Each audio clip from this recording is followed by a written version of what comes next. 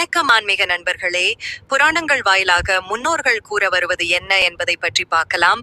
வாருங்கள், இன்று ஒரு புதிய ஆன்மீக பயணத்தை தொடங்கலாம். இது உங்கள் அன்புடன் ஆன்மீகம்.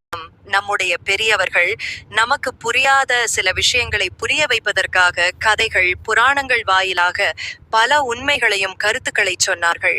கதைகளை கேட்டு அதற்குள் இருக்கும் உண்மைகளையும் கருத்துக்களையும் புரிந்து கொள்ள வேண்டும். கதையில் இது சரி, இது தவறு என்று விவாதித்துக் கொண்டிருக்க கூடாது.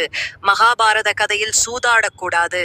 சூதாடுகிற புத்தி வந்தால் மனைவியை கூட அடகு வைக்கும் நிலை வரும். எனவே சூதாடக்கூடாது என்று தெரிந்து கொள்ள வேண்டும். ராமாயண கதையில் சாமவேதம் தெரிந்து பல கலைகளில் வல்லவனாக விளங்கி சிவனை கைலாயத்திலேயே போய் தரிசனம் செய்தாலும் ராவணன் பெண்ணாசையால் அழிந்து போனான். எனவே பெண்ணாசை கூடாது என்ற கருத்தை தெரிந்து கொள்ள வேண்டும்.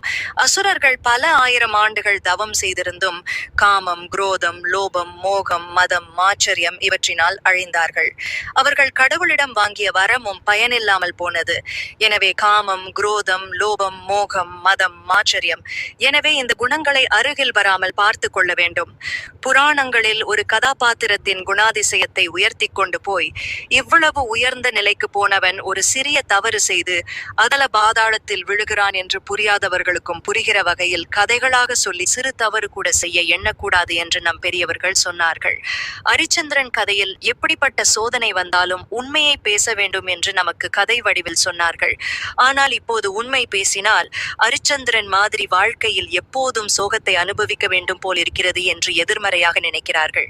தங்களுக்கு எண்ணங்களுக்கு ஏற்றாற்போல் கதையின் கருத்துக்களை மாற்றி கருத்துக்களை விட்டுவிட்டு கதைகளை மாத்திரம் பிடித்துக் கொள்கிறார்கள்.